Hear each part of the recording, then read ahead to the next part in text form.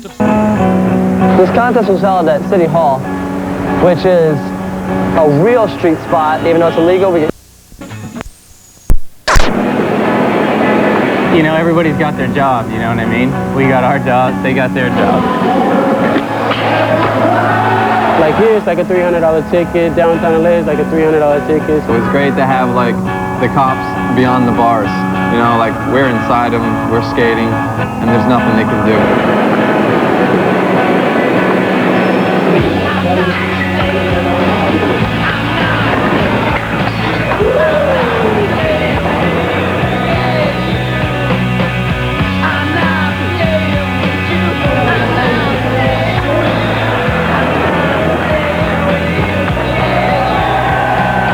First raw street contest I've ever seen. A place we get kicked out of every day. We can skate legally, and there's obstacles, you know. It's amazing.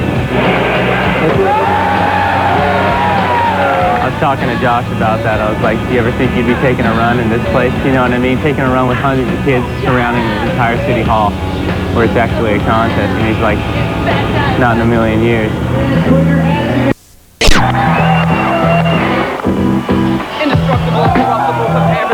Costin was laughing during his runs and talking to people when he was going by him, and still did amazing, like he didn't care.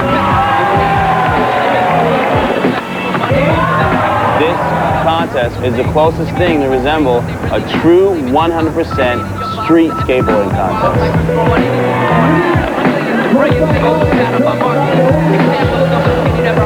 You can't stand they charting, having garden hard never blended, so I can send it with diligence, linking consonants and vowels as what's intended. I mean, I usually skate with those guys a lot at contests, but this one was just totally different because it's real street. You know, we've never ever done that before.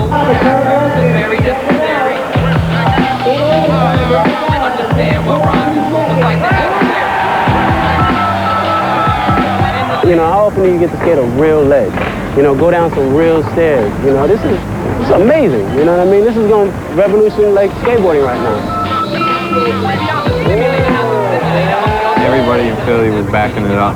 It felt good. I mean, you were skating for them, and normally I'm not into that. I like to skate for myself.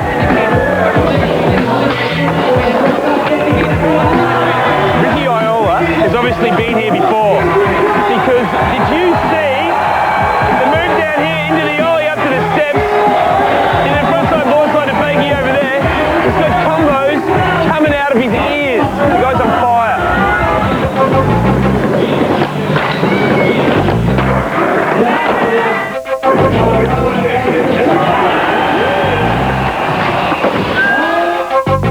You don't have to skate contests to be a professional skateboarder.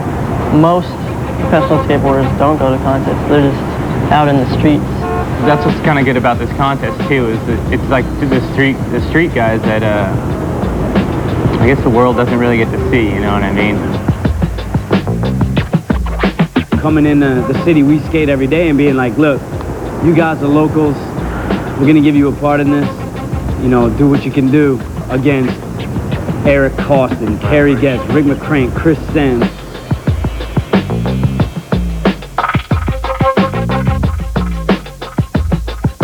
Anything could have happened in anybody's runs. Kerry, you know, set the standard, I guess, his first run.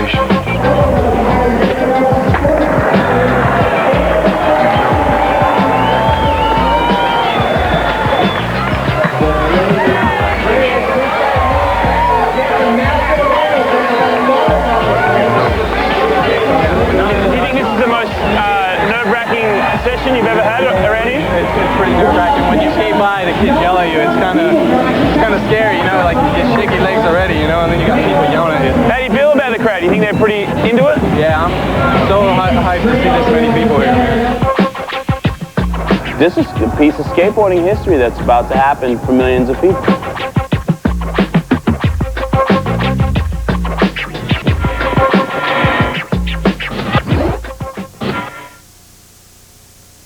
It is the Big Apple, but don't try and eat it. We're now entering Street, you know, stuff that we would skate every day. We look at everything different. We can walk down the street, see those stairs, and we're not, you know, most average people will just say, you see stairs, you know? We're looking at those stairs to see how we can skate them. It's kind of like what goes down in everyday skating or maybe filming for skate videos.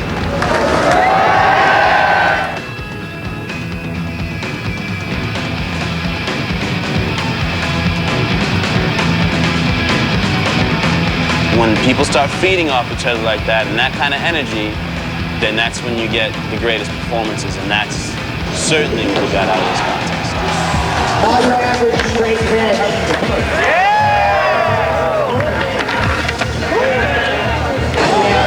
First obstacle was the benches. Everybody at the contest skates a bench in their town, wherever they're from. Carrie's manual tricks on the ledge is pretty insane. Like flip in, flip out and stuff. It's pretty hard to hold the manual and then flip it out. He did kicky nose wheelie, no, he'll flip out. Gnarly. Usually it's always on something like really hard or gnarly to skate. Actually, they took it to something like you can get really technical on. And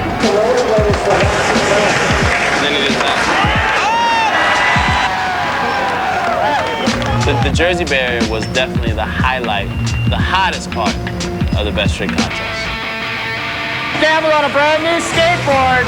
Whoa, starting it up. You have a ledge going downstairs now, like something that you didn't have on these stairs before. It drops off like good, like 5 feet at the end, and then you got to ollie out to it. So it's pretty gnarly. Some of the stuff that went down on it was pretty insane.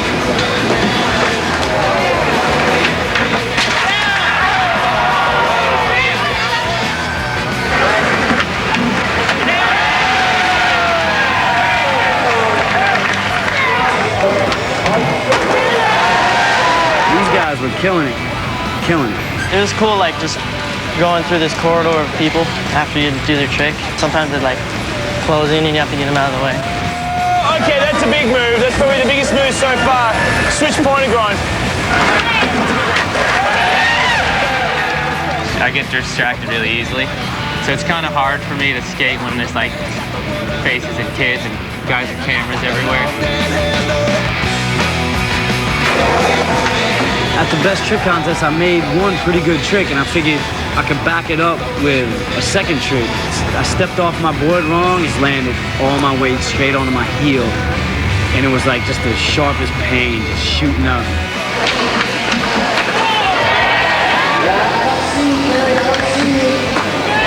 move on to this round right here, and I'm going to say that McCrank is ahead right now, and he's casually still sitting on top, and we've got a lot more to go.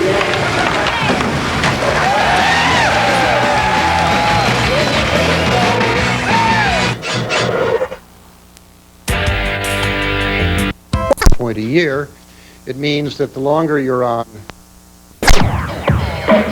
This trick is a crooked grind.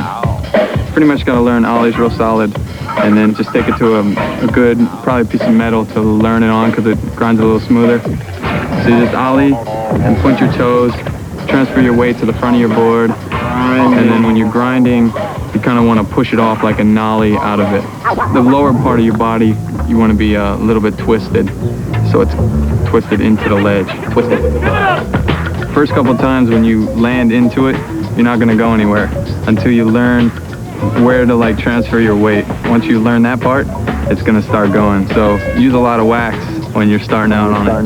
Once you learn it and do it a couple times, it's going to take years and years of practice to get really good at it. I like the certain way the trick feels because your lower body's twisted and your upper body's straight. And just like the nollie out of it feels real good and land and roll away.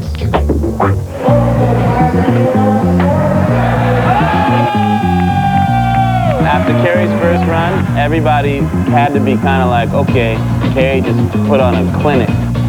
And then people started really stepping up.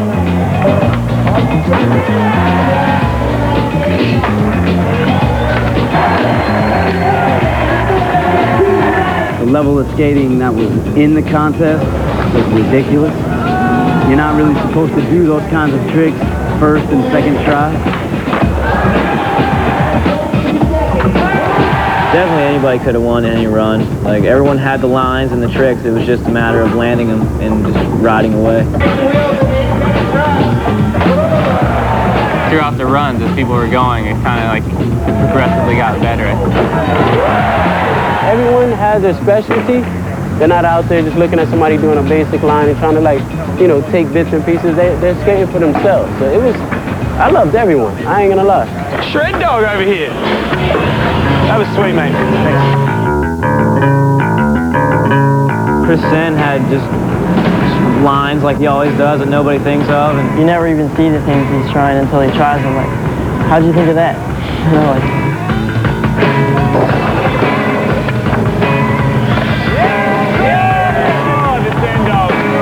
I would never think of that, you know what I mean? So it's like, I love that, I love that, I love originality.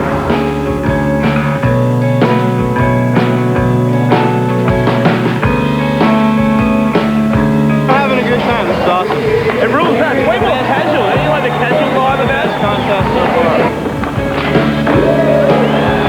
I feel like I don't want to do the same thing, you know, every run. I'd rather try something new, you know.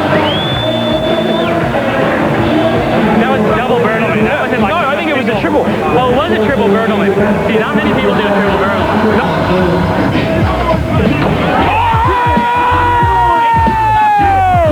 Shut down. You have to really peer a lot deeper and appreciate the artistry involved with being a really good technical street skateboarder.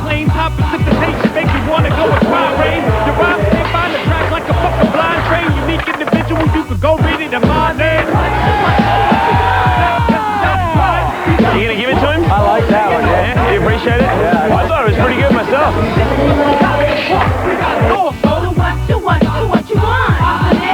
At the end of the day, Kerry's first run left everyone stunned. No one was able to link it all together and come up to that level, and that's why he deserved to win. In first place, from Habitat Skateboards.